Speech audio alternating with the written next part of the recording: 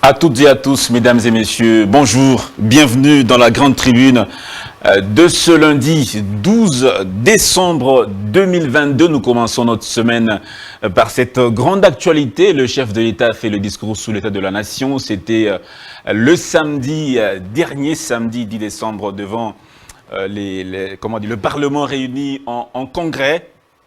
Il a brossé la vie nationale pendant une année, 2022. Il a parlé de l'économie, de l'environnement, de la sécurité, de la justice, de l'administration publique. Alors, avant de donner la parole à mes invités, de les présenter d'abord, j'aimerais lire cette pensée d'un célèbre auteur qui est décédé, qui va peut-être nous inspirer, vous aussi à la maison peut-être, et on va poursuivre notre débat. La plus grande gloire n'est pas de ne jamais tomber, mais de se relever à chaque chute. De qui est cette pensée selon vous? Il s'agit bien évidemment de Nelson Mandela. Maître Freddy Mamba, bonjour. Merci d'être une nouvelle fois avec nous. Maître Freddy Mamba, vous êtes cadre de la FDC de Modeste Bahati Lukwebo. Merci beaucoup Dan Zeng de l'invitation. Et j'en profite pour remercier le Seigneur Jésus-Christ qui nous a donné les souffles de vie, parce que la Bible déclare que l'épreuve de la foi produit la patience. Donc ça veut dire que le Seigneur nous réconforte pour que à chaque fois que nous nous retrouvons face à des difficultés, que nous puissions comprendre qu'il y a quelque chose de bien qui nous attend. Et donc, je salue aussi tous les téléspectateurs friands de cette grande tribune qui nous suivent de partout à travers le monde.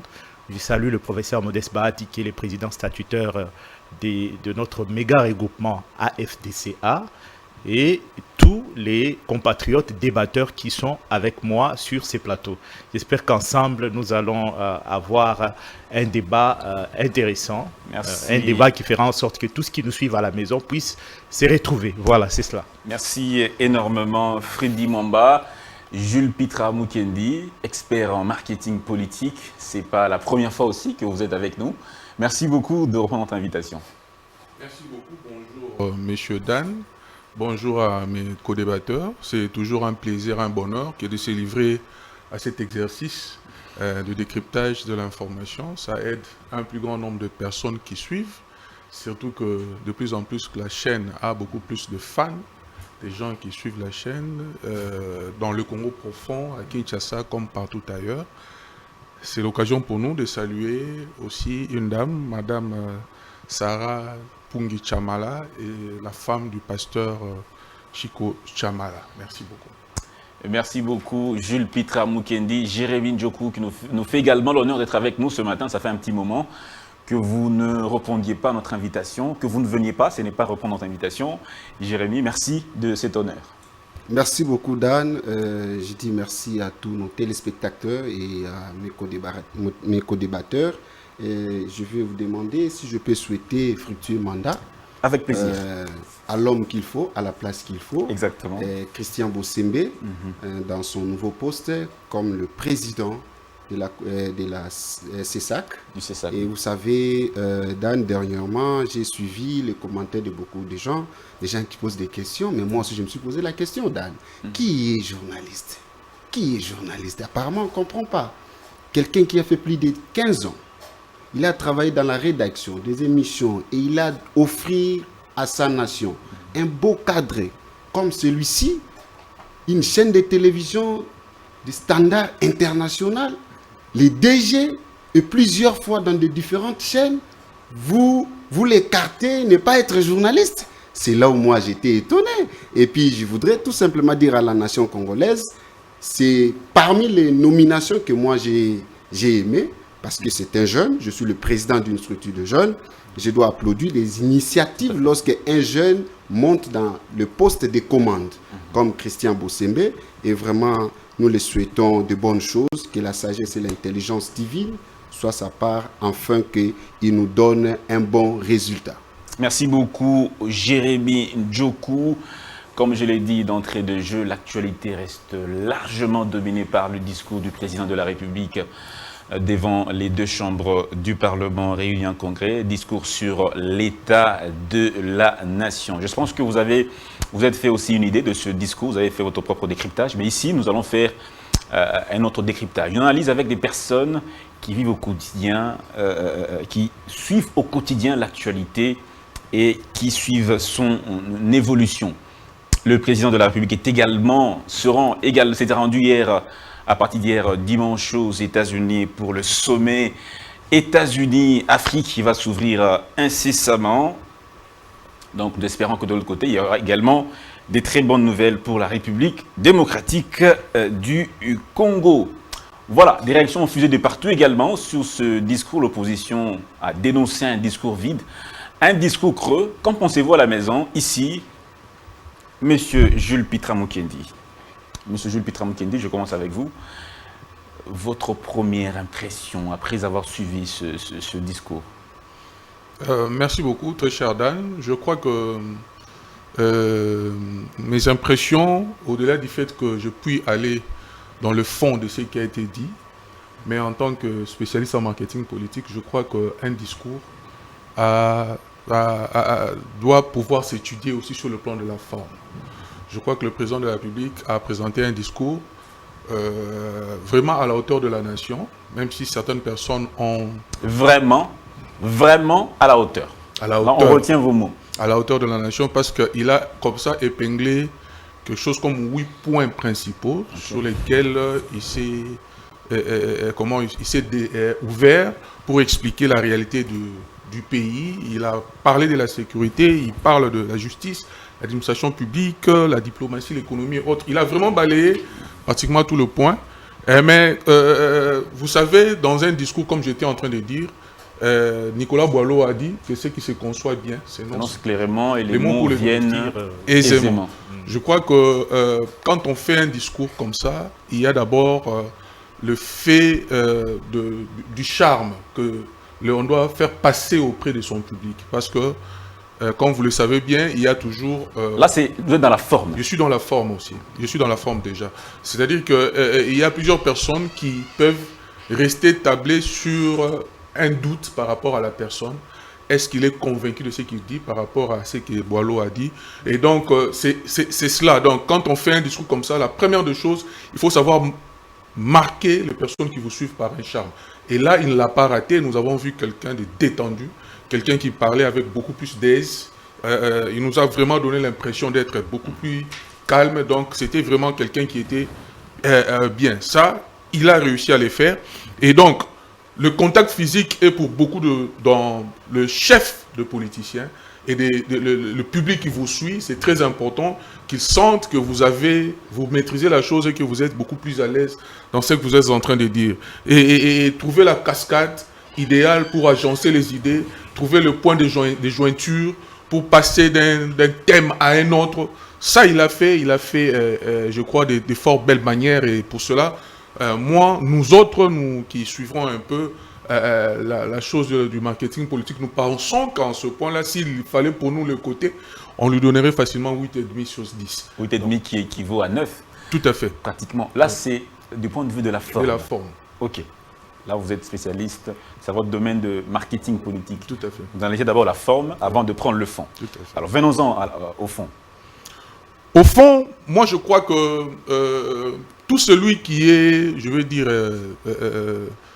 chevronné ou qui suit la situation de la politique de mon pays, pouvait se rendre compte que le président de la République avait une dose de sincérité dans ce qu'il est en train de dire. Okay. La sincérité, c'est dire que ceci n'a pas marché pour telle ou telle autre raison, mais voilà ce qui est en train déjà d'être fait pour que nous allions vers une meilleure situation. Donc, je crois que cette dose de sincérité dont je parle, pour moi, elle est le dénominateur commun, le soubassement, je vais dire général, de tous les discours où il a comme ça vanté le point qui vont mieux. Par exemple, l'embellie financière qui connaît les pays par rapport à des situations.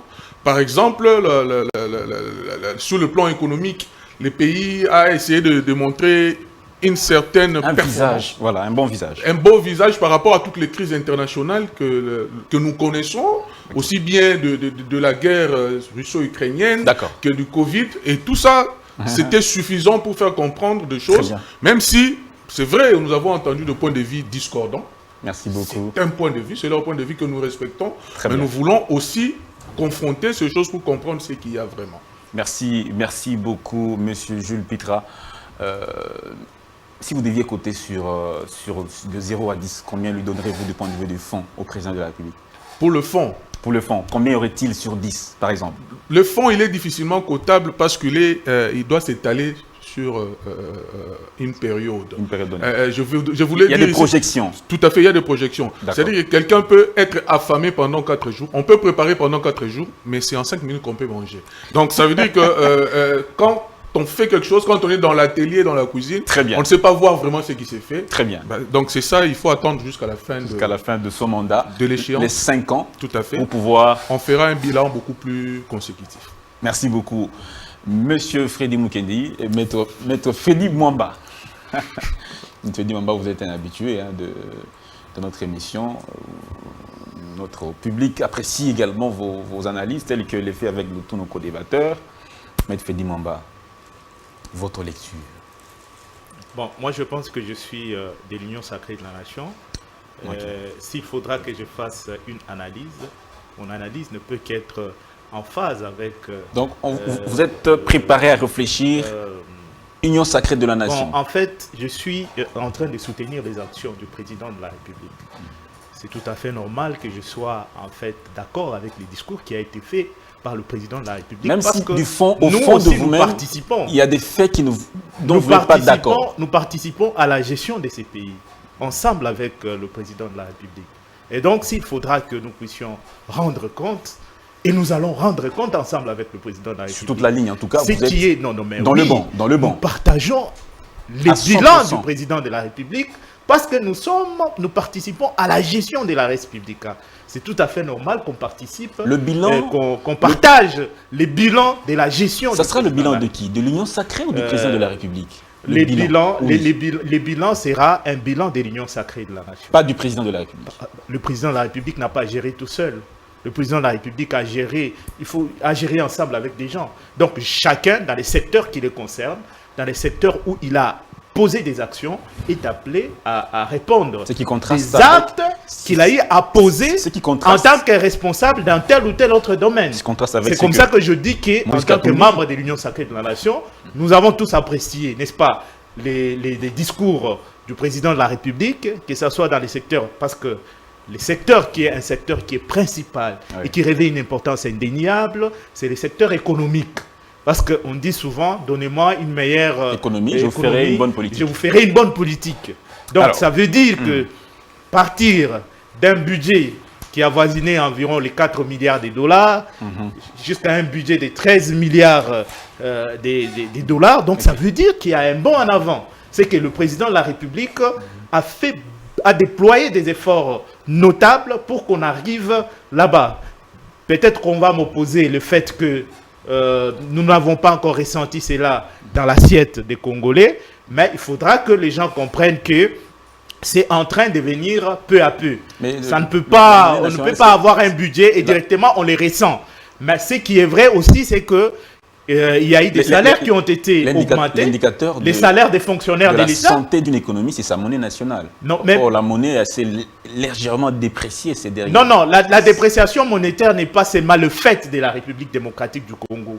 Ça concerne presque tous les pays. Entier. Le monde entier, où il y a eu cette dépréciation monétaire, voire même l'augmentation, l'inflation que nous avons, c'est une inflation qui est importée. Par rapport, nous avons subi en fait les contre-coups, que ce soit de la Covid, les contre-coups de la crise en Ukraine. Je pense que le président de la République a suffisamment expliqué cela, même dans son discours, pour montrer qu'en dépit des contre-coups que nous avons subis que ce soit de la Covid-19, que ce soit de la crise ukrainienne, mais nous avons tenu bon dans la mesure où il y a l'embellie économique est là dans ce pays, alors qu'avant il y avait une morosité économique ambiante, il y avait une grande morosité économique ambiante, mais grâce aux efforts du gouvernement de l'Union sacrée de la nation, notre économie se porte bien, et c'est là, en se référant, en faisant une petite comparaison avec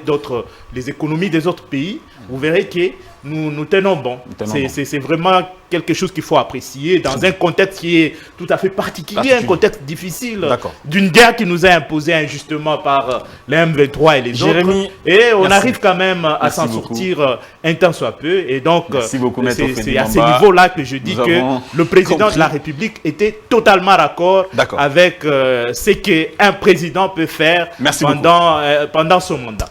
Jérémy Ndjoku, tes co-débatteurs en face, en tout cas, ils sont en train de peindre un tableau totalement réluisant de ce discours qui est vraiment en phase avec les réalités.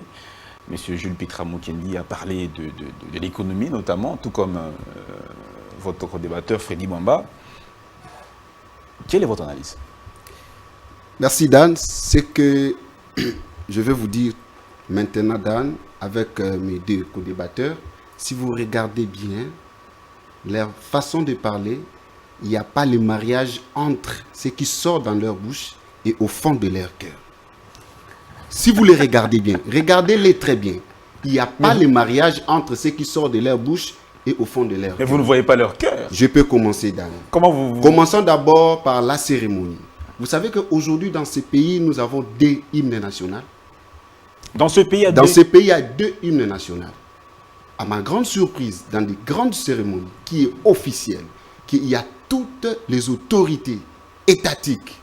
Dans cette salle, on tolère d'autres chansons, des hymnes de certains partis politiques prennent de l'ampleur dans des manifestations officielles. Là, c'est l'UDPS. Et puis, je vous l'ai dit, ce qui est étonnant, le protocole d'État, il n'a même pas à mesure de maîtriser cette ferveur, cette ambiance. Ouais. Il n'a pas ce pouvoir-là, en fait. Comment on peut arrêter des gens qui chantent dans une grande salle comme celle-là? C'est une honte, mon frère. C'est une honte. C'est interdit? Non, franchement, c'est interdit. Là-bas, ce n'est pas une question. D'abord, la Constitution qui donne le pouvoir au président de la République de s'adresser à la nation et non à un parti politique et non à un groupe politique. Le président de la République s'adresse à la nation, tout comme les opposants, tout comme les indépendants et tout comme sa famille politique qui est de l'Union sacrée. Mais à notre grande surprise là-bas, c'est changé. La formule a changé. C'est devenu comme un groupe de gens de l'Union sacrée. C'est désagréable C'est désagréable et c'est une honte. C'est une chose qu'on a vécue dans l'organisation officielle, c'est une honte. Pendant la gestion du FCC, pendant un moment, on suivait aussi des chants du PPRD chantés à l'Assemblée nationale du PPRD. Hymne qui contredisait l'hymne national? Non, je parle de vous avez des preuves? Je parle de l'hymne du PPRD. Non, il n'y en a pas. Il n'y en a pas. Des chansons à encourager le président, on n'interdit pas. Mais autre hymne, vous en avez? Vous avez des preuves? Il n'y en a pas. C'est une honte. En commençant par là. J'ai suivi mes co-débatteurs. Vous savez, aujourd'hui, on a surnommé ces discours bon dodo.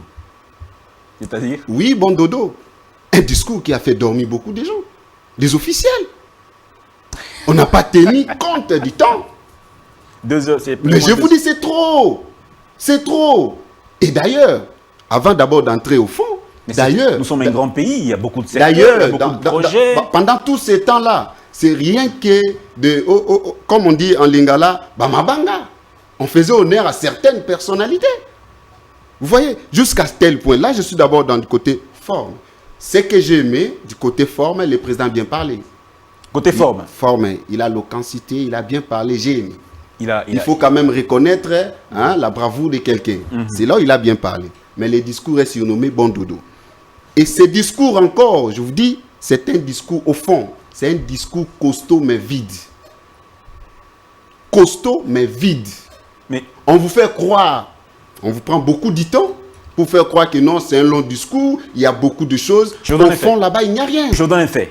Le président de la République parle de 5000 magistrats qui seront bientôt déployés dans tout le pays, de 2023 à 2024. À part eux, il y a 300 autres magistrats qui avaient été sanctionnés injustement, qui vont être repris. Donc au total, 5300 magistrats qui vont être déployés. Est-ce que 5000 personnes qui quittent le chômage, selon vous, ça ne veut rien dire? On peut rectifier ça.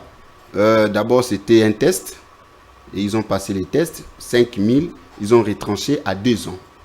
Première équipe vont entrer en 2023 et la deuxième équipe en 2024. Ça, c'est d'abord une rectification détail. Et puis mais ils vont commencer le travail. Ça, non, c'est une évidence. Donnez-moi le temps. Vous m'avez posé la question. C'est-à-dire que 2023, on va récupérer une partie et en 2024, on va aussi récupérer d'autres. Et qu'est-ce qu'il vous prouve que ceux qui vont récupérer en 2023, exactement, ce sont de mêmes personnes qui étaient inscrites dans la liste? Qu'est-ce qu'il vous prouve? Ça, c'est le premier point. Permettez-moi d'entrer dans le fond. Allez-y, parce allez-y. que j'étais d'abord dans la forme. Vous avez 2 minutes. Sur le plan fond, j'ai entendu mes amis parler ici, mais moi je vais commencer d'abord sur le plan diplomatique. Une diplomatie qu'on est en train de chanter, diplomatie agissante. Elle n'est pas agissante. C'est une honte, nos amis. C'est une honte. Vous avez échoué lamentablement. Aujourd'hui, l'ampleur de l'histoire de l'Est, ça a commencé où? Parce que c'est une histoire qui touche tout Congolais. Moi, je ne suis pas de l'Union sacrée. Mais moi, je dois soutenir nos forces armées afin que nous ne pouvons pas accepter même quelques mètres soient récupérés par un petit pays et un petit monsieur comme Kagame. Nous ne pouvons pas accepter.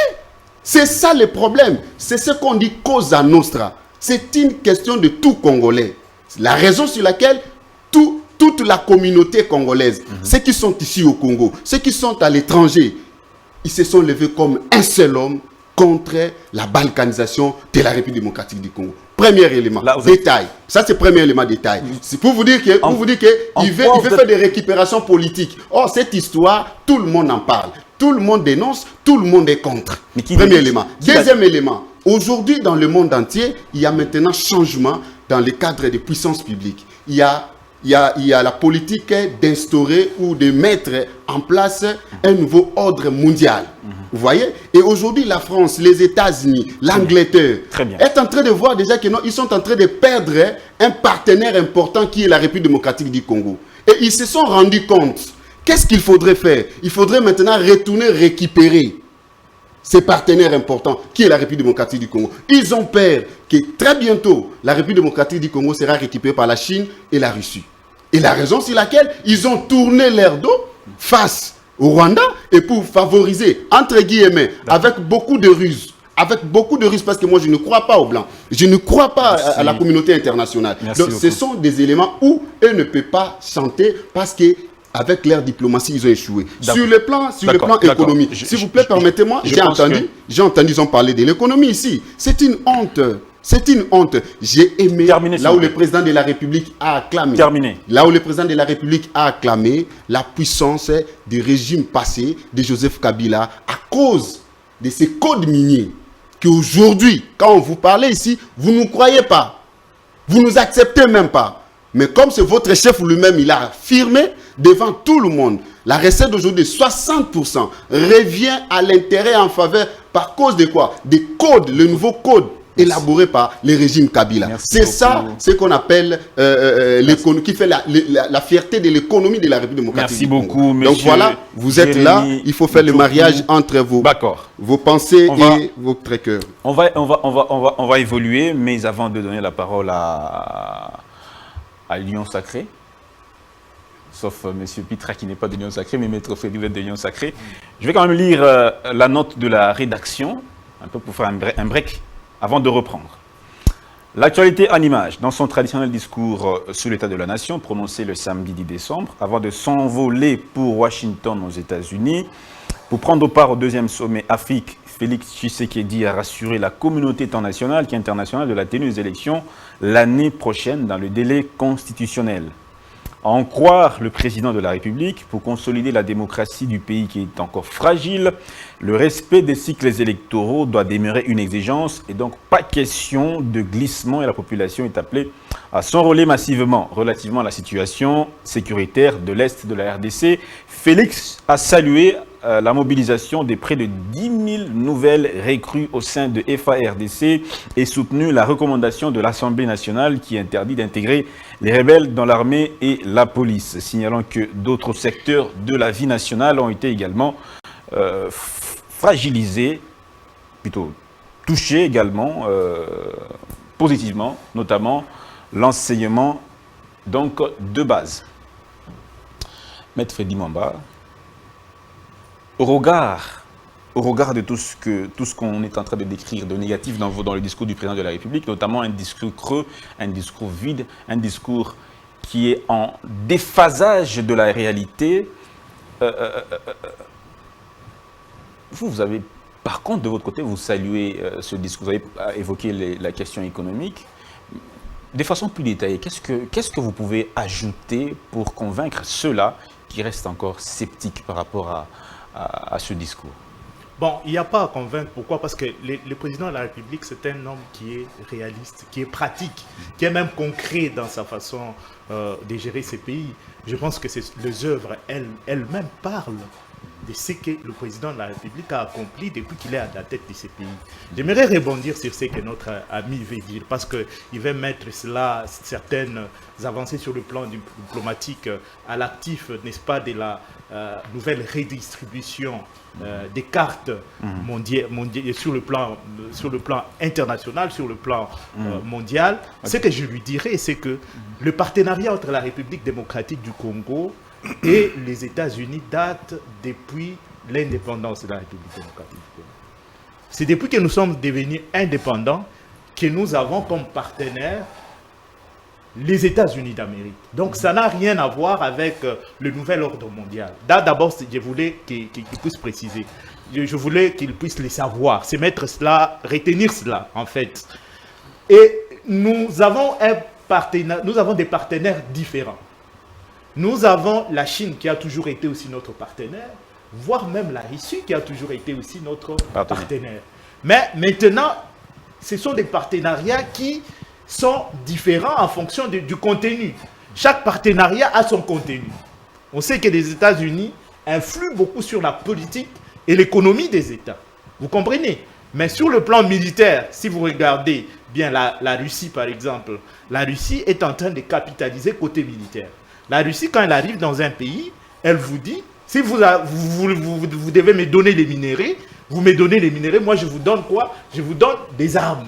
Je consolide les secteurs de la sécurité de votre pays et tout cela. C'est comme ça que la Russie essaie un peu d'attirer l'attention, d'allécher en fait le pays africain. La plupart des pays africains, côté sécurité, ils insistent de ces côtés-là. Mais la Chine, elle est essentiellement sur le plan économique. Parce que la Chine, elle fait comment? Là où les autres hésitent pour soutenir les États, sur le plan financier, la Chine décaisse beaucoup d'argent. Et la Chine plutôt. La Chine décaisse. Je suis en train de parler de la Chine. La Chine, elle n'hésite pas. Elle vous dit non, moi je suis prêt à pouvoir vous donner autant. Donc, pour de millions de dollars. Je vous comprends. Et donc, la Chine, elle est disposée. Donc, les partenariats que nous avons avec les États-Unis ne dépendent pas de la redistribution des cartes actuelles. Ça dépend aussi de la crédibilité de vos institutions. Dans ce pays, nous avons des institutions qui sont crédibles. C'est pourquoi il y a eu un partenariat privilégié qui a été établi entre la République démocratique du Congo et les États-Unis au mois d'avril 2019. Dans les partenariats privilégiés pour la paix et la prospérité. La paix, c'est ce dont nous avons besoin tous. Voilà, c'est cela. J'en viens.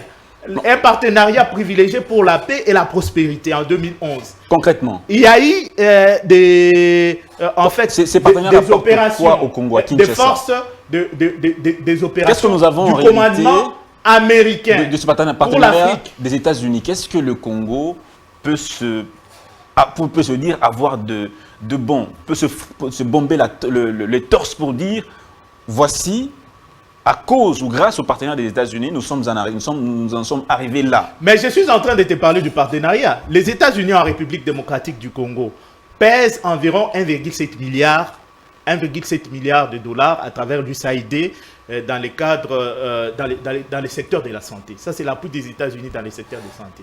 Les États-Unis pèsent environ 6 millions de dollars qu'ils ont apporté pour, n'est-ce pas, soutenir les systèmes de justice pénale en République démocratique du Congo.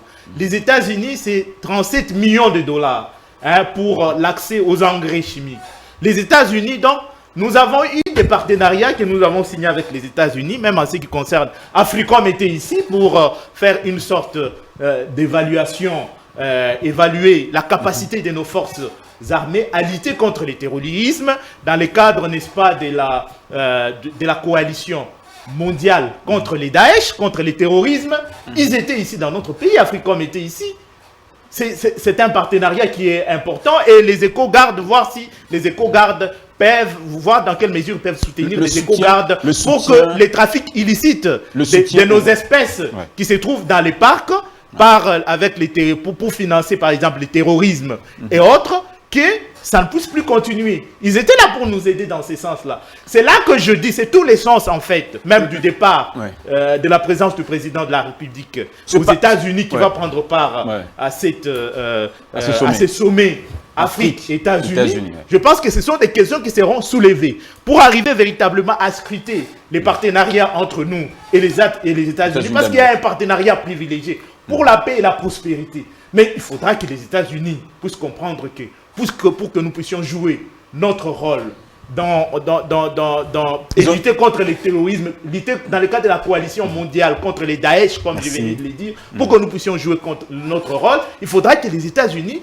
nous aident aussi à combattre d'autres terroristes qui, au moment où nous sommes en train de parler, sont en train de faire pâtir nos compatriotes de la partie est de la République démocratique du Congo, les terroristes du M23 notamment. Et donc, vous avez vu vous-même le prise de position dernièrement, Blinken, qui est le secrétaire d'État du département après tout ce temps, d'État américain, ils ont eu du mal à donner des instructions fermes à Kagame pour qu'il arrête les soutiens au M23. Et vous avez vu des avancées qui sont en train... Tout ça, ce sont des efforts diplomatiques qui ont été déployés par le président de la République. Très bien. Ce sont ces efforts diplomatiques qui nous ont amenés à ce stade-là. Très bien. C'est pour vous dire que les discours du président de la République, que ce soit secteur par secteur, c'était un discours qui était vraiment étanche. Étanche. Merci beaucoup. Un discours étanche. Et donc, il a abordé tous les aspects parce qu'il s'agit en fait de faire un diagnostic complet et systématique sur la situation du pays et faire des projections. Voir où on a trouvé les pays et où on amène les pays. Merci beaucoup. Voilà, merci beaucoup, Freddy Mwamba. On a touché à l'économie, on touche à la diplomatie. Jules Pitra Mukendi, vous êtes... Nous allons toucher à la justice aussi. Tout à fait. Nous allons aborder les questions de justice. Parce que vous avez parlé des magistrats. Il n'y a pas de souci. Si vous m'aviez donné le temps, j'allais aborder cette question. Bon, dans l'autre prise de parole, tout à fait. j'ai abordé ça. Tout à fait. Jules Pitra Mukendi, vous êtes expert en marketing politique. Eh bien, quelle est votre lecture de la diplomatie du président Tshisekedi? Merci beaucoup. Je voudrais ici dire que les analyses que je suis en train de faire, ce n'est pas pour un certain militantisme, un peu comme pour rencontrer mon frère. Je ne suis donc dans aucun parti politique. Je regarde les choses comme un Congolais lambda et je sais faire les analyses et tirer donc les conclusions qui s'en suivent par rapport à ce que moi je vois. Des conclusions qui sont un peu favorables à la République démocratique du Congo. Tout à fait, tout à fait. Je dois être positif parce que c'est mon pays et mon avenir en dépend. Mais la science, elle n'a pas de coloration. La science, elle est neutre. La science n'a pas de subjectivité. Tout à fait. La science est objective. Je crois que dans mon... Peut-être vos conclusions sont plutôt tendancieuses, mais pas la science que vous êtes en train de dire sur ce plateau. Donc je voudrais rester positif. J'ai dit ici, par exemple, que le président avait fait un discours sincère. Vous savez, M. Dan, que veut dire sincérité? C'est-à-dire dire ce qui va et dire ce qui ne va pas non plus. Je crois que c'est ça la sincérité. Donc je ne suis pas ici en train de dire que tout va mieux. Tout va... Donc j'ai dit qu'il a pu relever tout ce qui n'allait pas et projeter comment est-ce qu'il fallait solutionner et trouver des solutions par rapport à ça. Et donc quand il faut rencontrer la diplomatie, moi je crois que dans notre diplomatie, nous avons comme ça la coopération bilatérale avec plusieurs États et une autre coopération multilatérale que nous faisons au travers des organisations internationales, par exemple. Donc notre pays, la République démocratique du Congo, est revenu sur la surface, dans le chiquier international avec le président Tshisekedi. Pour moi, avec Kabila, les pays tombaient dans une certaine... je vais dire, dans une certaine isolation. Isolation, et l'isolationnisme ne nous permet pas de nous ouvrir. Et donc ça, il ne faut pas aller à l'école pour enseigner ça à un tout petit enfant. Tout le monde voit aujourd'hui comment le pays est ouvert. Le pays est ouvert à beaucoup de bien de choses. Et sur le plan du fond, il y a des efforts qui sont faits pour mettre beaucoup plus d'argent en faveur des diplomates. Sur le plan de l'action sur terrain. Mais nous voyons, je voudrais dire à mon ami que les décisions qui se prennent sur la scène internationale sont des décisions réfléchies.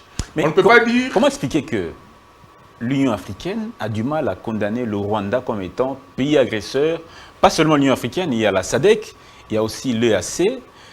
L'Union européenne aussi a eu du mal à condamner le Rwanda jusqu'à récemment, le dernier communiqué où il demandait à Kagame d'arrêter de soutenir le M23. Mais on a l'impression que la communauté internationale a du mal à citer, à pointer le Rwanda du doigt. Il semblerait que c'est la diplomatie qui n'est pas assez efficace, la diplomatie de la RDC. Je ne pense pas. Je crois que de plus en plus, si aujourd'hui les positions sont en train de changer, c'est grâce à quoi? Moi, je crois que ces gens-là, comme j'étais en train de dire, ce ne sont pas des gens parvenus.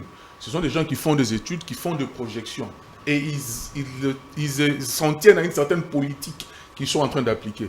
Moi, je crois que la venue de Kagame et toute sa politique, c'était un pion pour chasser un dictateur. Parce que Mobutu était là, il fallait les chasser. Alors il fallait fomenter un mouvement pour essayer de le chasser. Mais chaque chose, chaque pouvoir, chaque règne, autour de 30 ans, il s'effrite et il perd de sa superbe. Et comme ça, vous voyez que de plus en plus, la RDC ayant désormais un leadership éclairé, de mon point de vue, qui essaye de voir sa place, de le remettre à sa place sur le plan austral avec la SADC. Pour finir. Je commence, je finis déjà, je comprends. Oui. Laissez-moi continuer. Laissez-moi un peu finir. Vous allez vous interrompre avec une question. Oui, parce que vous voyez que dans la SADC, la RDC est active, dans l'EAC, la RDC est active, au CIRGL, la RDC est active. C'est-à-dire que la RDC est en train de récupérer la place qui était la sienne normalement, selon France Fanon, parce que c'est d'elle que vient la gâchette qui doit booster l'Afrique. Le Rwanda, un petit pays dont les dirigeants ne sont pas démocratiques. Les élections sont organisées au Rwanda de la façon dont nous connaissons. Boutiquées. Pas de respect des droits humains, pas de liberté d'expression. Le contraire de ce que nous avons au Congo. Et comment expliquer que ce Rwanda bénéficie du soutien de ces parrains-là, de ces grandes puissances, contrairement au Congo qui prône les valeurs occidentales? Comment expliquer ça? Mais il ne faut pas oublier que Kagame avait vendu je veux dire quoi, un génocide qu'il avait lui-même créé. Il ne faut pas oublier ça. C'est là il s'est créé une certaine sympathie de la scène internationale et ces gens-là sont venus le soutenir. Le Rwanda est un pays malade, ne vous en faites pas. Il est super soutenu par les organisations internationales. Et ces grands pays-là, c'est comme si c'est quelqu'un qui est sur un lit d'hôpital à qui l'on a branché plusieurs instruments médicaux pour qu'ils survivent. Mais pourtant, nous sommes un pays exemplaire. Notre pays est un pays exemplaire. Merci. Et nous pensons que de plus en plus, ce pays va se relever, se mettre debout et aller de l'avant pour le bonheur de tout le monde. Merci beaucoup. Non, Jérémy, pas pour un camp politique. Pour finir, diplomatie, notre diplomatie, comment vous la trouvez à votre niveau?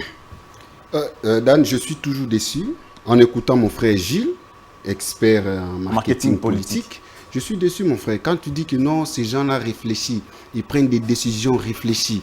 Ils réfléchissent en fonction de quoi? À ton avantage ou à tes désavantages? Il faut rester congolais. Il faut rester nationaliste. À ce moment, vous allez comprendre que non, toutes les décisions prises par les Occidentaux, tous les Occidentaux, ont toujours les désavantages pour le peuple congolais. Toujours. J'ai dit toujours. Toutes les décisions. J'ai dit toujours. D'autres, c'est la malignité. Il vous déjoue par l'air malignité, tout ça. Il vient, il vous donne des dons, comme mon frère ami est en train de dire ici. Là, vraiment aussi, il faut qu'on amène les enquêtes. Le peuple congolais, vous avez suivi, quelqu'un de l'Union sacrée a dit que les États-Unis dotent à la République démocratique du Congo 1,7 milliard de dollars dans le secteur de santé. Mais qu'est-ce que nous voyons là-bas dans le secteur? Non, écoutez. Non, mais vous n'avez pas dit dans le 20 ans. Vous avez dit qu'il donne 1,7 milliard dans le secteur de santé. Et c'est pourquoi, dans le 20 donc, années vous prenez des dons de l'extérieur, vous ne donnez pas au peuple, au petit peuple. Parce que si vous partez ici à Mamayemo, si vous partez dans les hôpitaux publics, en tout cas, c'est honte. C'est une honte. Et si vous descendez encore dans les provinces, c'est encore pire. Mais ces gens-là ne fonctionnent pas comme ça.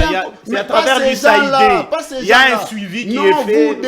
Vous devrez organiser des projets consistants dans les endroits appropriés pour que vous bénéficiez de cet argent. Donc, en d'autres sortes, vous avez démontré aux yeux de tout le monde que vous détournez de l'argent. Non, mais vous venez de dire ça maintenant. Après vous avoir attaqué. Ce qu'ils vont apporter cette année, mon cher ami, tu n'as pas dit dans 20 ans. Tu n'as pas dit dans 20 ans. Mais je viens de te préciser, non? Tu as vanté les Américains ici.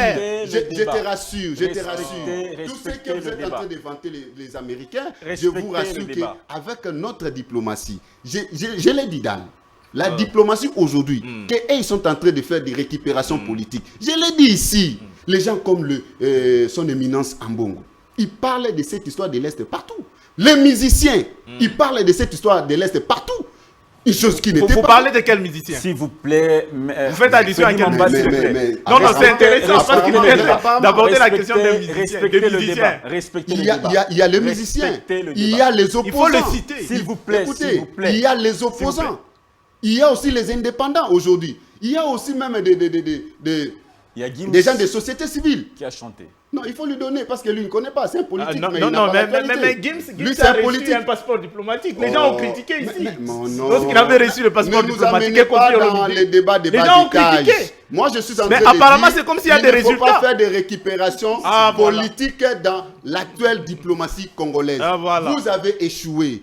Aujourd'hui, si nous avons de l'ampleur, parce que la communauté internationale ont bien compris que tous les Congolais, ils sont élevés comme un seul homme. Je répète, comme un seul homme. Il ne s'agit pas de la majorité présidentielle. Il s'agit de tout Congolais. On a dit, niet, pas question de balkanisation. À ce moment, ça c'est le premier point. Deuxième point, sur base de l'instauration d'un nouveau ordre mondial, ils ont peur. Vos Français là que vous l'adorez, les Belges que vous les adorez à tout moment, les Américains que vous les adorez, ils ont peur que la Russie puisse récupérer la RDC. La raison sur laquelle ils veulent revenir. L'histoire, c'est ce qui se passe non au Mali. Aujourd'hui, la France n'a pas d'impact au Mali. Et ce sont des choses qu'ils ont compris. Ils ont compris que non, au risque de perdre un partenaire important, le plus important que la RDC. La raison sur laquelle il faut maintenant retourner vers la RDC et adopter la RDC. Mais ils vont vous adopter avec leur malignité. Jérémy, on est en train de massacrer nos populations à Kichiché. Il n'y a pas longtemps, on a tué plus de 270 personnes. Plus de 270 personnes. Qu'est-ce que ces États-là qui peuvent changer, qui sont en train de changer l'ordre mondial, ont fait pour la RDC, pour soutenir la RDC pendant cette guerre que nous connaissons avec les M23, pas seulement les M23, mais tous les groupes armés dans l'Est. Qu'est-ce que ces États-là, qui sont en train de s'affirmer au niveau international, nous le reconnaissons, qu'est-ce que ces États-là font pour aider la RDC à sortir de ce problème, sinon observer comme les Occidentaux? Nous sommes en matière de relations internationales. En matière de relations internationales, il y a ce qu'on appelle les partenaires privilégiés. Vous voyez? Et aujourd'hui, la République démocratique du Congo, avec ses partenaires privilégiés, il s'agit bel bien de la Belgique, la France, les États-Unis, Royaume-Uni et tout consort. Vous voyez? La Chine n'y est pas parmi les partenaires privilégiés. Mais je vous dis aujourd'hui, la plupart des réalisations qu'on est en train de palper ici au Congo, ce sont des réalisations de la Chine. Ce sont des réalisations de la Chine. Aujourd'hui, moi je suis jeune, ils sont là.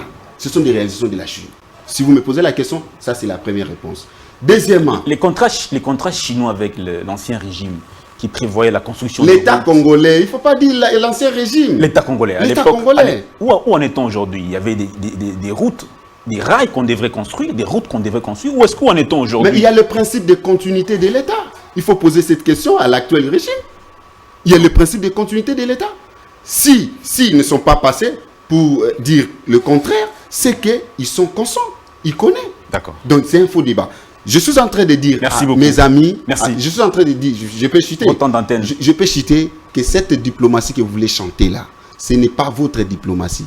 Les Blancs ont compris que les Congolais ont dit non, pas à la balkanisation dans leur pays. Merci beaucoup. On va parler justice. Parlons justice avant de parler corruption. Le président de la République a reconnu quelques faiblesses au niveau de la justice, mais il a appelé le Conseil supérieur de la magistrature à prendre ses responsabilités et également inviter les jeunes qui bientôt seront investis magistrats de soutenir la justice parce que, a-t-il dit, la justice élève une nation. Maître Fedima, quelle est votre lecture de ce discours du président en rapport avec la justice? Bon, avant de revenir sur cette question qui est importante au demeurant, cette question en rapport avec la justice, j'aimerais apporter quelques éclaircissements au sujet des questions qu'il a soulevées ici, en rapport avec les partenariats que nous avons avec les États-Unis. J'aimerais insister sur un fait que beaucoup, même dans l'opinion, nous l'écoutons, il est des faits que les gens disent à gauche et à droite, il est des faits qu'on ne ressent pas. Les gens disent qu'on ne ressent pas l'apport des États-Unis sur le terrain. Mais nous devons aussi avoir quelque part l'honnêteté, la probité intellectuelle, de reconnaître que dans ces efforts-là, de renouer avec les Fonds monétaires internationaux, il y a aussi quelque part l'apport des États-Unis d'Amérique. Même les fameux droits de tirage spéciaux. Les fameux droits de tirage spécial les DTS, dont nous avons bénéficié dernièrement. pour les réserves d'échange, notamment. Pour la réserve d'échange et tout ça, par rapport à la Covid-19 que nous avons connue. C'est les États-Unis. Mais les plus grands contributeurs du Fonds monétaire international, c'est qui? Ce sont les États-Unis. Ce sont les États-Unis. Mais c'est une organisation. Qui jouent un grand rôle. Ce n'est pas un État, Non, c'est une organisation. je sais que c'est une organisation. Peu importe votre rapport, Les Fonds monétaires internationaux est une organisation internationale, je ne refuse pas. Mais ce que je dis, c'est que le plus grand contributeur, je parle du plus grand contributeur du Fonds monétaire international, ce sont les États-Unis. Vous comprenez? Et donc, si vous avez maille à partir avec les États-Unis, ne vous en faites pas, le Fonds monétaire international ne va pas venir vous soutenir.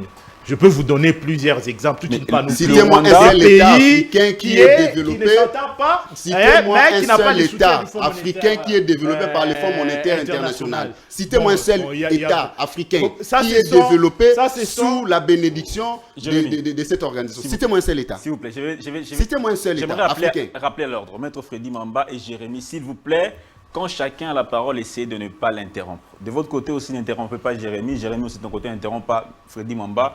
Tu peux reprendre. Quand tu te donneras la parole, tu vas réagir. Allez-y dans vos 3 minutes qui restent. Ce que je veux lui dire, c'est que l'île Maurice, ce qu'il est devenu aujourd'hui, c'est grâce au Fonds monétaire international. L'île Maurice, je t'informe que l'île Maurice, sur le plan économique, nous dépasse. Grâce au Fonds monétaire international. Respectez. Mais c'est pourquoi tu m'as parlé de te citer un seul pays. Mais je lui parle de l'île Maurice. L'île Maurice a été soutenue par, n'est-ce pas, a eu le soutien de... Non, il a demandé un État développé par le fonds, grâce au financement du Fonds monétaire. Mais je vous parle de l'île L'île Maurice Maurice. est un État développé, je ne pense pas. Non, non. Mais non, non, vous voulez que ça soit développé à quel niveau? Ça soit développé de quelle manière? Non, développé dans les... Non, je suis en train de parler d'un pays qui a enregistré des performances sur le plan économique grâce au Fonds monétaire international.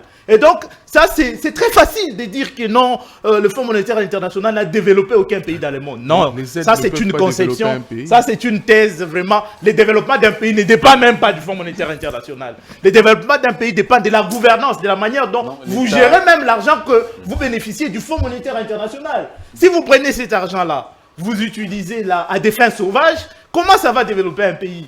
Le Fonds monétaire international, quand on vous donne de l'argent, il faudra que ça soit réorienté dans des projets qui sont secteurs, dans des projets qui sont porteurs. Okay. Vous investissez ça dans des projets porteurs, à ce moment-là, vous allez voir les résultats de l'argent que vous percevez de toutes ces institutions de Bretton Woods. Et donc, c'est très facile de dire que non, voilà, quand on perçoit l'argent du Fonds monétaire international, ça n'a jamais développé un pays. C'est parce qu'on avait affaire à des États fantoches qui ont pratiquement pris des dettes, qui se retrouvent dans des situations, des dettes odieuses, des dettes honteuses qu'ils ont pris dans ces organisations de Bretton Woods, qu'ils ont mal gérées. Justice. Au lieu que ça soit investi dans des projets porteurs, mais ça a servi les intérêts des personnes, ça a servi les intérêts narcissiques des dirigeants des pays. Vous comprenez? Donc ça c'est un autre problème. Et donc ça dépend de la manière dont, lorsque vous êtes en programme formel, aujourd'hui, il y a en fait des garde-fous qui sont placés.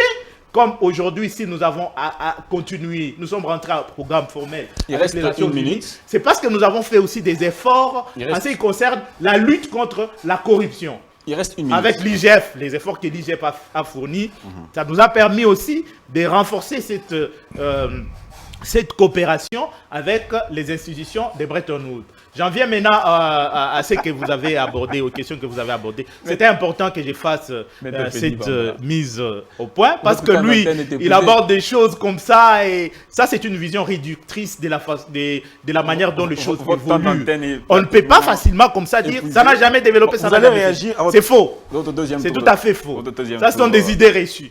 Et je crois que pour le moment, il faudra que les gens comprennent qu'il y a eu des efforts, beaucoup d'efforts qui ont été faits par le président sur le plan diplomatique, qui ont fait en sorte que les lignes bougent actuellement. Nous avons aussi, sur le plan de la justice, j'aborde maintenant la question de la justice, c'est très important. Aujourd'hui, il y a des efforts, l'essaimage, des juridictions sur le plan, sur la République démocratique du Congo, avec de nouveaux magistrats. Là où il n'y avait pas de magistrats, il y aura des magistrats. On rapproche la justice du justiciable à travers cet essaimage des juridictions avec les nouveaux magistrats qui seront là.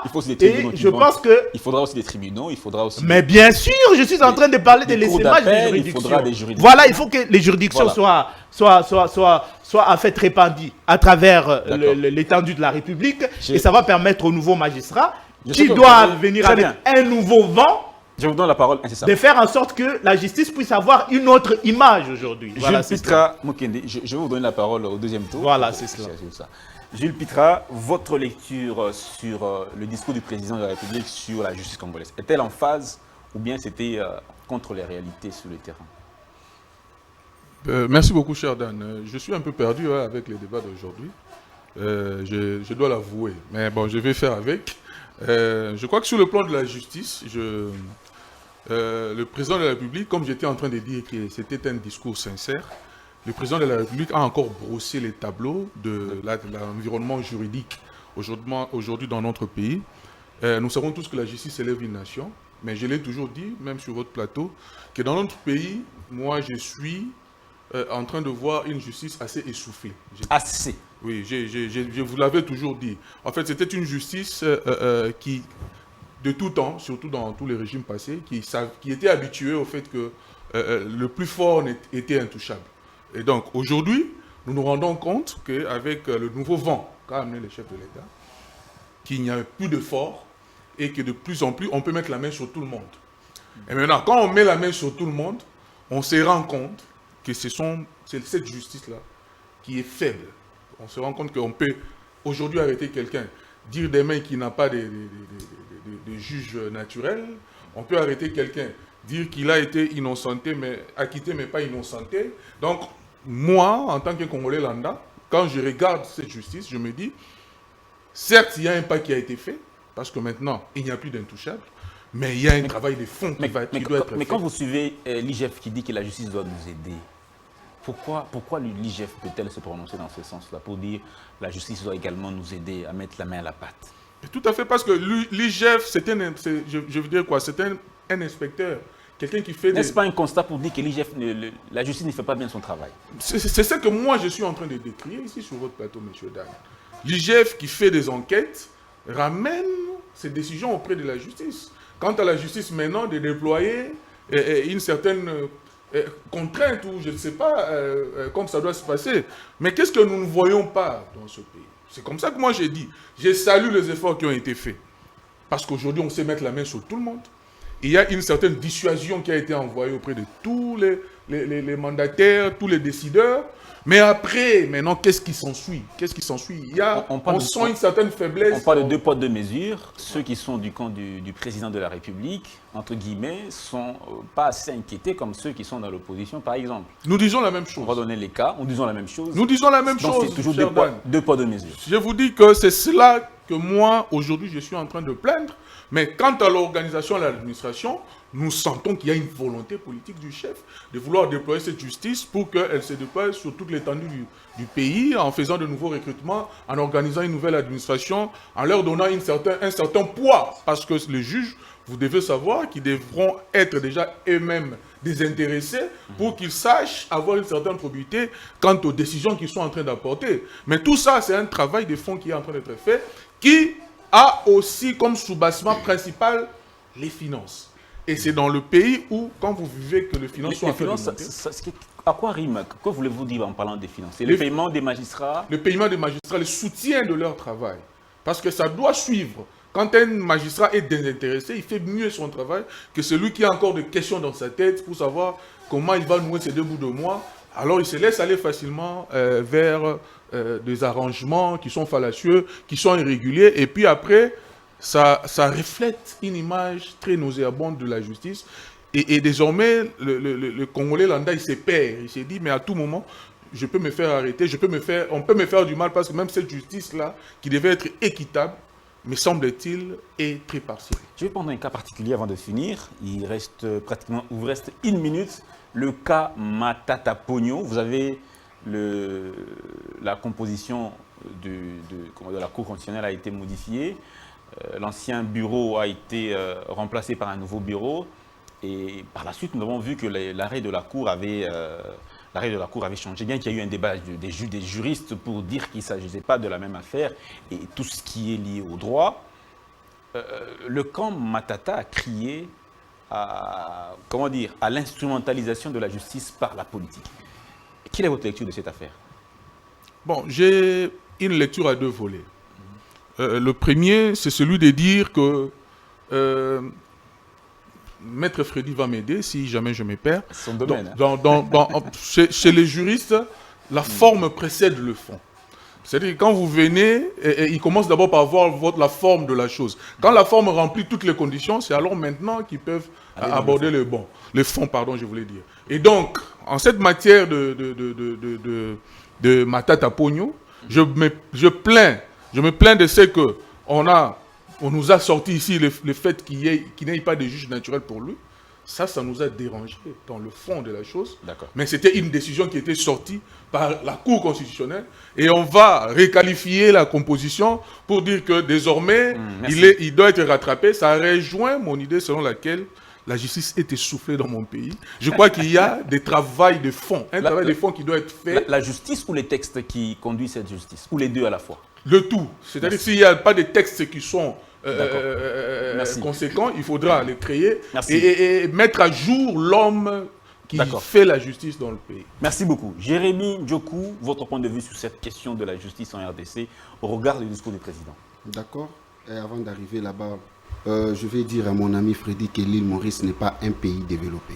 Ça, c'est un. Non, je n'ai pas dit que c'était un pays développé. Écoutez, n'est pas un pays développé. Les fonds monétaires internationaux soutiennent les économies de ce pays. Je l'ai entendu avec mon frère. C'est un pays c'est une île qui se trouve dans l'océan Indien qui a bénéficié du soutien du Fonds monétaire international. Je peux te citer même la Côte d'Ivoire qui est en Afrique ici. Qui a bénéficié de... Respectez les débats. J'ai suivi avec l'expert, ils ont dit que non, voilà, la Banque mondiale ou le Fonds monétaire n'est pas là pour développer les États. Pas du tout. Écoutez. Oui. D'abord, il faudrait retourner dans l'exégèse de la création de la Banque mondiale et du Fonds monétaire. C'est pour booster les États à se développer. Si vous ne connaissez pas, je vous l'ai dit maintenant. C'est ça.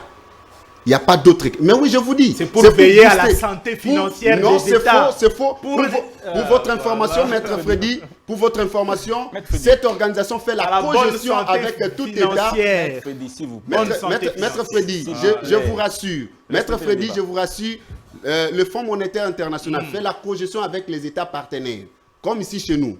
Ils gèrent avec nous, ils vous orientent, ils vous donnent des orientations. Non, mais ils nous donnent des conseils par rapport à c'est ça ce qu'on appelle la cogestion. Il fait la cogestion. Pourquoi il fait la cogestion? C'est pour vous aider de se développer. Vrai ou faux? Je suis là. Mais citez-moi un seul État, pays africain qui est développé par ces fonds. Mais si on n'arrive pas à se développer, il ne faut pas engager les débats sur ce point. On parlait de la diplomatie. Parce que j'ai suivi mon frère, il a dit que non, on a perdu. Non, on parlait de la diplomatie. Ce sont les organisations internationales. Donc, qui regorgent la structure ou l'architecture des relations internationales ou de la diplomatie internationale. Retournons maintenant à la justice. En tout cas, de mon humble avis, moi, je n'aime pas jeter l'opprobre à notre justice. Ok. Dans notre justice, il y a un seul problème, le problème d'hommes. Il y a quelques individus qui détruisent notre justice. Et les autorités les connaissent. Il faut les faire partir. Le Conseil supérieur de la magistrature joue quel rôle? Il peut aussi sanctionner des faux magistrats, les mauvais magistrats, les corrompus. Ils ne le font pas. Vous êtes là au pouvoir. Vous avez sanctionné combien de magistrats aujourd'hui? Vous pouvez dire à la population? Mais il y a des habits dans nos cours et tribunaux chaque jour. Allez-y. Vous êtes avocat. Combien sont sanctionnés? Deuxième aspect des choses. Il y a les problèmes de conditions de vie. Les textes sont bons.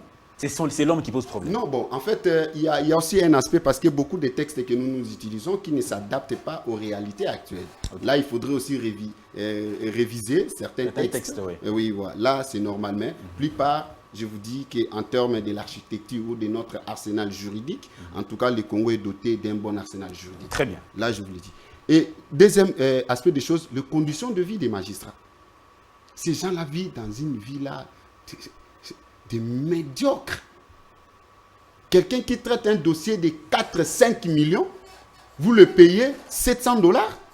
Tandis que celui qui est en train de balayer à la présidence là-bas, il touche 3 millions de francs congolais. Qu'est-ce que voulez-vous, cette personne doit réfléchir? Il doit réfléchir quoi? La personne qui est en train de balayer à la présidence, il a 3 millions ou 2 millions, on sous-estime. Et un magistrat, il touche $700. C'est quoi? Il y a aussi l'aspect formation. Et pour citer, l'aspect mutation. Ces gens-là ne sont pas mutés. Ils sont habitués avec la population. Et ils sont devenus les frères, les maris, les beaux-frères, les cocos, les non-cocos et tout consort de la population. Comment cette personne va juger avec beaucoup de rigueur? Il y a aussi les juridictions qui poseraient problème avec la décentralisation. Nous sommes maintenant aujourd'hui, et même le découpage, nous avons maintenant aujourd'hui 26 provinces. Toutes ces 26 provinces doivent avoir des institutions et on doit avoir des tribunaux dans toutes les 26 provinces, ce qui est vraiment un grand défi. Estimons que l'actuel régime va faire quelque chose, il va répondre à ses besoins, mais je vous rassure, j'ai suivi, avec le problème qui s'est passé à Kwamoutou, j'ai suivi le ministre de la Justice et de l'Intérieur qui déplorait que les magistrats ont fui. Ils ont fui pourquoi? Les conditions n'étaient pas bonnes, ils ont fui pourquoi? Ils ne sont pas sécurisés. Comment voulez-vous quelqu'un qui est en train de juger les gens? Ils n'ont pas de policiers, il n'y a pas port d'armes. Comment ils vont faire? Ils sont exposés, ces gens-là. C'est à nous de les protéger. Donc, quant à moi, je ne veux pas jeter l'opprobre à notre justice comme les autres jettent. C'est mieux de trouver des solutions dans leurs problèmes. C'est ça les problèmes. Il ne faut pas... vous savez, il y a aussi un aspect que les gens ne veulent pas dire ici. Il y a des mains noires dans tous les dossiers. Quand la justice s'est saisie de faits, et où il y a toujours des coups de fil. Toujours. Et cette politique-là, ça va terminer jusqu'à quand? La justice congolaise n'est pas indépendante. Nous demandons juste... Depuis longtemps. Non. Depuis longtemps. Non. Depuis... Même jusqu'aujourd'hui. J'ai entendu mon frère parler, oh non, on va mettre les mains sur tout le monde. Non, c'est faux, mon frère. Mettre les mains sur tout le monde, c'est une comédie. Simplement, purement et simple. C'est une comédie. Vous voulez faire croire aux gens que, voilà... Très bien.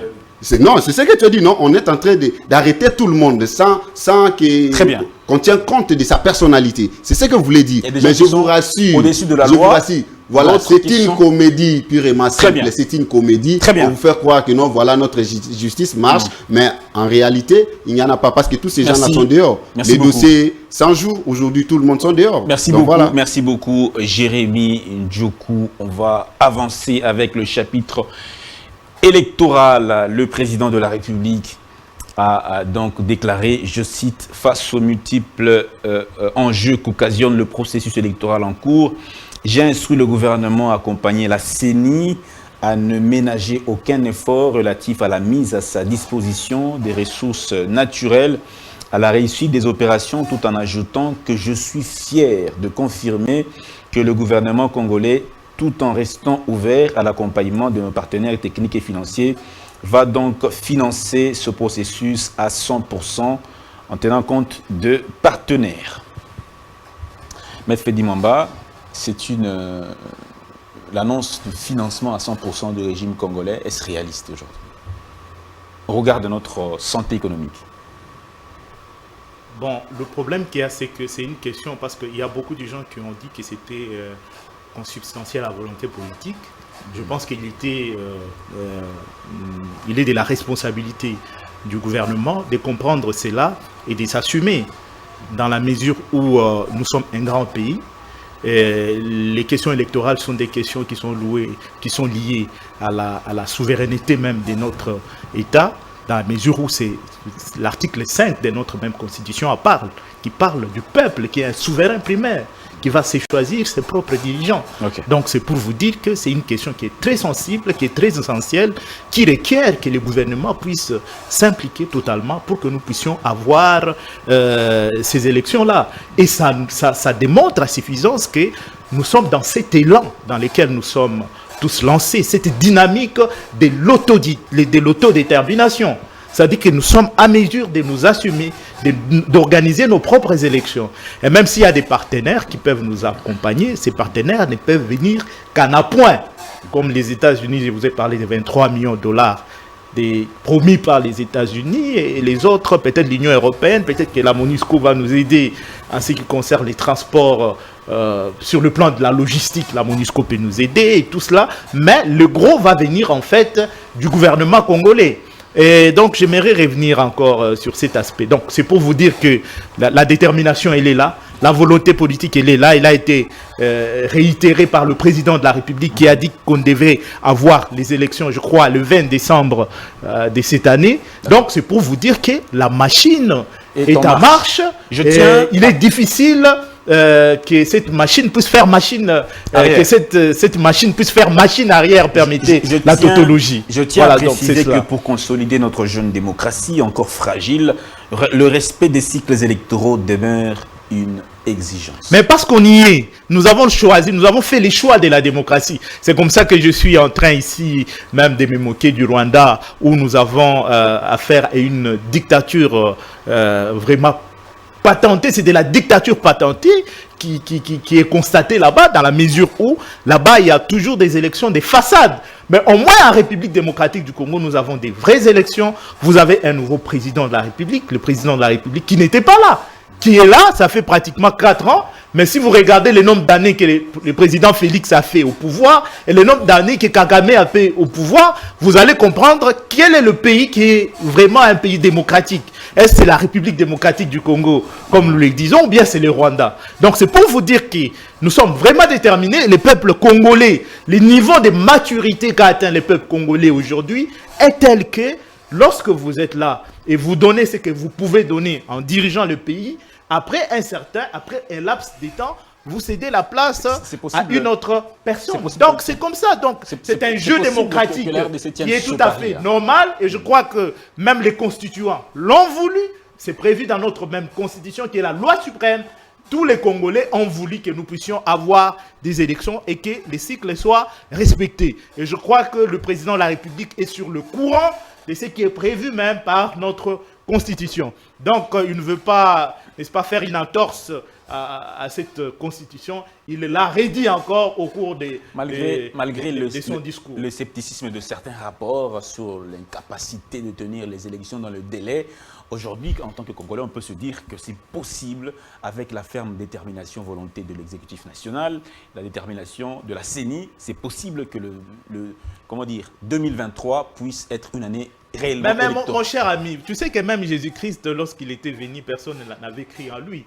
Il y a toujours un scepticisme radical, des gens qui portent un regard nihiliste sur ce qui va se passer en 2023, qui ne sont pas d'accord, qui ne croient pas qu'avec l'évolution de la technologie, certaines choses peuvent se faire, parce qu'aujourd'hui, nous avons à la tête de la centrale électorale un technicien qui nous dit qu'avec l'évolution de la technologie, nous pouvons avoir l'enrôlement peut se dérouler, les opérations d'enrôlement peuvent se dérouler en un temps record par rapport à ce qui se faisait avant. Okay. Mais comme nous étions dans des stéréotypes, et qu'on estimait qu'on devait toujours faire comme les autres avaient fait. L'autre avait fait un mois, une année pour enrôler. Comment l'autre va faire 3 mois? Donc nous sommes ancrés dans des stéréotypes, ce qui fait qu'on ne croit pas à ce que les lignes peuvent bouger, alors que c'est possible que les lignes bougent. J'aimerais préciser, parce que vous avez évoqué une question importante. Je suis quand même juriste.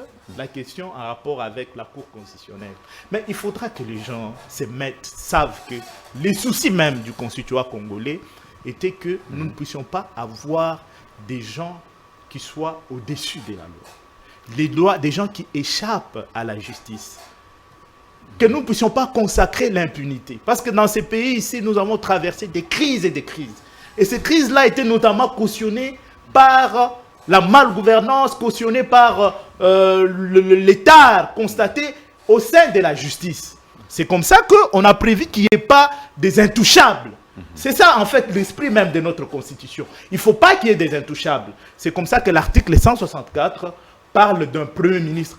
Mon cher ami, comment expliquer qu'on peut accepter qu'un Premier ministre en fonction puisse répondre de ses actes, mais qu'on se dise, bon, pour celui qui a déjà quitté la fonction, il peut être sur ses lauriers, il n'y a aucun problème, on ne va pas les poursuivre. Donc il y a quand même un contraste. Donc c'est là que je dis que ce sont des interprétations qui sont partisanes. La vérité est que ça soit un ex-Premier ministre, que ça soit un Premier ministre en fonction, ou des infractions qui sont commises à l'occasion de l'exercice de la fonction d'un Premier ministre, c'est-à-dire que je suis Premier ministre, je viole une fille, je dois répondre de mes actes. Donc, les soucis du constituant congolais étaient que tout le monde puisse répondre de ses actes. Donc, la juridiction qui est habilitée à juger Matata Pogno pour des faits qui se cristallisent, parce qu'on parle de la cristallisation de faits, du principe de l'imitabilité des faits, de la cristallisation des faits. Le fait qu'il a commis lorsqu'il était Premier ministre, c'est la Cour constitutionnelle qui est appelée à pouvoir les juger. Que les gens ne confondent pas l'arrêt Kalouba et l'arrêt Kamouleta. Merci beaucoup. C'est des arrêts. Ça ne veut pas dire qu'il s'agit des mêmes causes. C'est des causes qui sont tout à fait différentes. J'entends des gens parler de non-bis in idem. Le non-bis in idem n'a pas lieu d'être ici en ce qui concerne le procès Matata Pogno. Et donc, s'il y avait un juriste ici, ça allait être intéressant. On allait faire un débat contradictoire, mais malheureusement sur ces plateaux, il n'y a pas de juristes. Jules Petra Mukendi, l'aspect électoral, est-ce que 2023, est-ce que cette année peut réellement être électorale au regard de la volonté exprimée par le chef de l'État, au regard de la volonté également exprimée par la CENI? Est-ce que vous pensez que 2023, on peut également tenir cette année, tenant compte des contraintes aussi sécuritaires, financières, logistiques et tout le reste? Merci beaucoup, cher Dan. Je crois qu'en tout, c'était un problème de volonté politique. Moi, je crois que la CENI... La volonté politique en matière sécuritaire. Non, la volonté politique d'abord des leaders, du décideur. Je crois que le chef de l'État, en donnant le go, en s'exprimant librement pour dire que l'année sera une année éminemment électorale, je crois qu'il rassure de ces faits les techniciens qui sont le membre de la CENI, qui certainement, au regard des contraintes, surtout les contraintes financières d'abord, parce qu'il faut dire que pour le problème de contraintes sécuritaires, on y arrivera quand il sera question de déployer la logistique jusque-là. Mais maintenant, avant, il faudra d'abord qu'il y ait certaines garanties financières qui permettent d'acquérir ces logistiques, de former les gens et de les mettre en musique pour savoir aller vers ces élections. Je crois que les élections, c'est un exercice républicain. Un pays démocratique comme le nôtre ne devra pas perdre ses réflexes. Je crois que le chef de l'État l'a si bien dit, que la fragilité, je veux dire, comment il a donné une bonne expression pour dire que nous avons, la démocratie est en train de encore croître. Fragile, respect des cycles électoraux, tout à fait. Une exigence. C'est une exigence pour nous, lui-même issu d'une moule politique de l'opposition. Moi, je ne vois pas comment faire pour que ce pouvoir aille au-delà des arrangements qui sont, ou bien de décisions qui sont déjà coulées dans notre constitution quant à ça. Donc, nous allons organiser ces élections-là. La question du budget, moi je crois qu'en 2018, la République démocratique du Congo a organisé des élections à 100% avec son propre budget, alors que ce budget-là a été de 4 milliards, il paraît, 4 ou 5 milliards. Aujourd'hui, avec un budget triplé, je ne vois pas pourquoi la République démocratique du Congo s'est retrouvée dans la... Il y a des opposants qui demandent au chef de l'État de ne pas briguer un nouveau mandat parce qu'il a lamentablement échoué. Qu'en pensez-vous? Non, mais ça n'existe pas. Où vous avez vu ça? Où vous avez vu un peu ça? comme Hollande qui avait refusé de se représenter en France. Ben oui, quand quelqu'un veut refuser, c'est de son propre gré. Mais quand il faut le lui demander, ça ce n'est pas dans le texte, donc on ne sait pas. Je ne vois pas comment, je ne vois même pas pourquoi il faut débattre sur ça. Donc, je crois qu'il est aujourd'hui, s'il y a le scepticisme dans le camp de certains opposants, c'est de bonne guerre. Moi, je crois que ce scepticisme-là pousse ceux qui sont au travail, dans la machine, de faire encore mieux ce qu'ils sont en train de faire. Vous êtes toujours en train de m'arrêter chaque fois que je commence, je suis déjà à la fin. Je me demande comment je vous faites. Donc, mais pour moi, tout ce que j'ai à critiquer par rapport à tout ce qui a été fait par rapport à ces élections, je crois que il faudra faire comprendre à tout le monde que le pas technologique qui a été fait est essentiel. Cher Dan, vous savez, aujourd'hui avec notre téléphone, nous pouvons tout faire et juste amener un numéro et la machine peut juste imprimer et nous donner notre bulletin. Ça, c'est un pas. Mais maintenant, la crainte, c'est que par rapport au temps qui nous reste, moi je crois qu'on aurait dû commencer par le Congo profond, faire un effort dans le Congo profond, et puis ressortir vers, je vais dire, les villes qui sont déjà beaucoup plus ouvertes à la technologie, pour essayer de voir comment est-ce que ça pouvait se faire de cette manière-là. Donc moi je salue les efforts, la décision, la prise de position du chef de l'État, mais maintenant il y a un travail de fond qu'il faut faire. Très bien.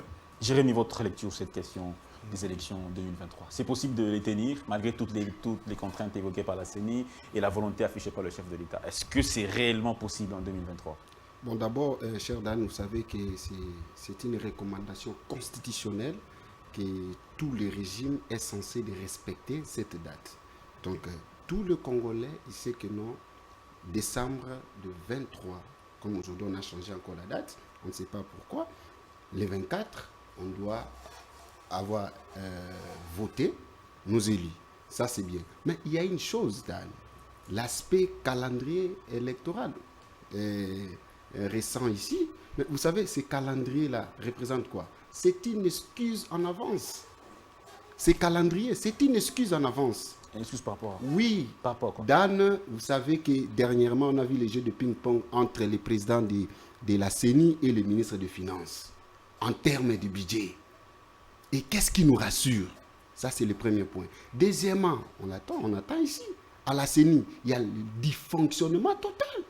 Mais c'est Kadima, il s'accapare de son pouvoir. Il est en train d'empiétiner d'autres compétences des autres, entre guillemets du rapporteur. Vous le savez très bien. Il y a déjà des dysfonctionnements au sein de cette structure. Qu'est-ce qu'on peut entendre du nouveau? Quant à moi, nous, on sait qu'il y aura les élections. Ça, c'est le souhait de tous les Congolais. Mais il y a deux volets que moi, je vois ça dans mon sens, en fait. Il y a d'abord le premier volet. Si le gouvernement réellement va organiser les élections, c'est que le gouvernement va nous tricher. Parce que les préalables ont été bafoués. Et deuxième aspect des choses, si le gouvernement... Lesquels des préalables, par exemple? Par exemple, le consensus a été bafoué. Vous savez comment M. Kadima est arrivé au pouvoir? Avec quel mécanisme? Il est entré par la fenêtre. Il n'est pas entré par la grande porte.